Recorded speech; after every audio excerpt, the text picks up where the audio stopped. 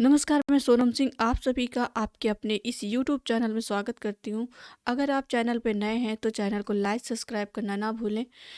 2018 का ये practice set है ईवीएस का, जिसमें से पार्ट 1 हम लोगों ने कल किया था और उसमें 10 क्वेश्चन किए थे और आज ये 11 से करना है। हमें पार्ट 2 करने जा रहे हैं। 11 क्वेश्चन है।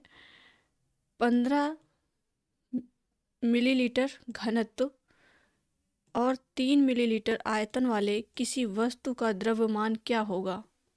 तो यहाँ घनत्व बराबर द्रव्यमान बटे आयतन कर देना है तो आपका ये निकल के आ जाएगा 45। निम्नलिखित में से कौन सी अदिश राशि है? द्रव्यमान है या संवेग है या भार है या गुरुत्वाकर्षण है? तो यहाँ पे आपका द्रव्यमान अदिश राशि है। जिन राशियों में मात्रा तथा दिशा दोनों होती हैं वे अदिश राशि कहलाती हैं, जैसे वेग, बल, संवेग आदि। जिन राशियों में केवल परिमाण होता है, दिशा नहीं, उन्हें अदिश राशि कहते हैं, जैसे चाल, द्रव्यमान, दूरी आदि। Question number 13। एक ऐसी वस्तु जिसमें कोई प्रकाश किरण गुजर नहीं सकती कहलाती है, क्या कहलाती है? अपारदर्शी कहलाती है या पारदर्शी या अपारभासी या उत्तल? तो वो अपारदर्शी कहलाती है। ऐसी वस्तु जिससे को होकर कोई प्रकाश की किरण नहीं गुजर सकती अपारदर्शी कहलाती है, जैसे कि दीवार। दीवार में यदि प्रकाश इस ओर डाला जाएगा तो वो प्रकाश उस ओर दिखाई नहीं देगा, उसकी दूसरी तरफ। और यदि उसी जगह में कोई कपड़ा हो और उसमें पारदर्शी हो, उसमें आप इस तरफ यदि कोई प्रकाश करते हैं तो उस कपड़े के दूसरी साइड भी वो दिखाई देता है। तो ऐसी वस्तु जिससे प्रकाश की किरण आर पार हो जाए पारदर्शी कहलाती, जैसे कि कांच। ऐसी वस्तु जिससे आंशिक रूप से प्रकाश किरण पार हो जाए उसे कहते हैं पारभासी, जैसे कि कागज, जिसमें आभास होता है, सिर्फ दिखाई नहीं देता पूरा, उसको पारभासी कहते हैं। पृथ्वी की सतह पर किसी वस्तु का भार क्या होगा जिसका द्रव्यमान चंद्रमा की सतह पर 10 किलोग्राम है? तो यहाँ पे ये देखो, इसका ये फार्मूला दिया हुआ है, तो इसके जरिए आप निकाल सकते हैं। इसमें 98 पॉइंट एन आ रहा है, तो इसमें ऐसा कोई ऑप्शन है नहीं। Question number 15।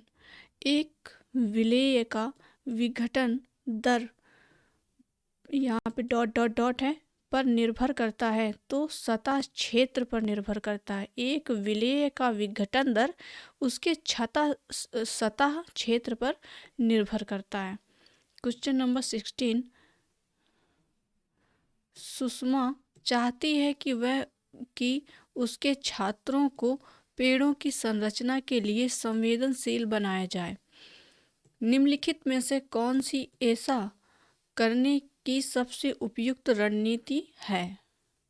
कक्षा में बहस आयोजित करना या समूह चर्चा या पोस्टर बनाना, या फिर बच्चों को एक पौधे को अपनाने और पोषित करने में मदद करना। तो बच्चों को एक पौधे को अपनाने और पोषित करने में मदद करना। बच्चों को एक पौधे को अपनाने और उन्हें पोषित करने में मदद करना उन्हें पेड़ों के संरक्षण के लिए संवेदनशील बनाने में मदद करेगा, क्योंकि इसके माध्यम से पौधों की आवश्यकताओं को समझेगा, साथ ही वे अपनेपन का एहसास कर सकेगा, उसके प्रति संवेदनशील बनेगा। Question number 17। अभय ने अपने छात्रों से उन बीमारियों पर समूहों में एक सर्वेक्षण करने के लिए कहा जिनसे उनके पेड़ों के लोग पीड़ित थे। पाठ्यपुस्तक में सर्वेक्षण का उल्लेख नहीं किया गया है। इस शिक्षण अधिगम की रणनीति के लिए कौन सा विकल्प प्रासंगिक नहीं है?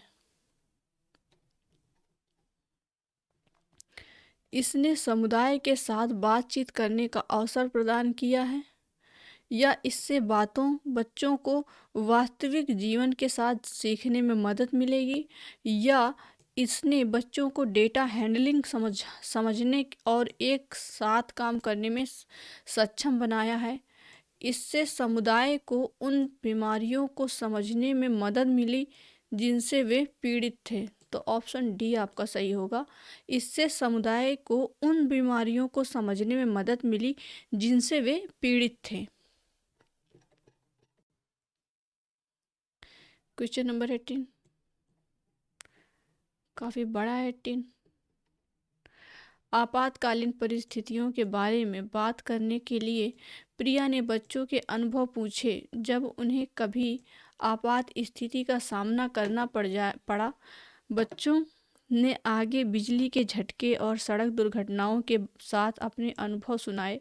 उन्होंने प्रश्न पूछे, उनकी मौजूद समझ का आकलन किया और समाचार पत्रों से सड़क सुरक्षा विज्ञापनों जैसे संसाधनों का उपयोग करके सुरक्षा पहलुओं पर चर्चा की और क्रमशः आग और बिजली के झटके पर सुरक्षा दिशा निर्देशों पर चर्चा के लिए एलपीजी और इलेक्ट्रिक बिल का इस्तेमाल किया।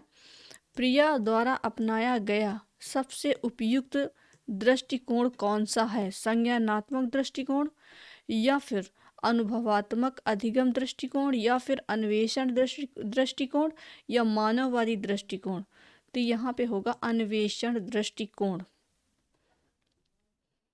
प्रिया ने आपातकालीन घटनाओं को और उसके प्रति बच्चों को अनुभव जानने के साथ ही उन्हें ऐसी परिस्थितियों से निपटने या सावधानी बरतने हेतु सड़क सुरक्षा, आग, बिजली के झटकों एवं ऐसी परिस्थितियों के प्रति उठाए जाने वाले कदमों को बताने हेतु विभिन्न माध्यमों का सहारा लिया। प्रिया द्वारा इस्तेमाल किया गया सबसे उपयुक्त यह दृष्टिकोण अन्वेषण दृष्टिकोण है।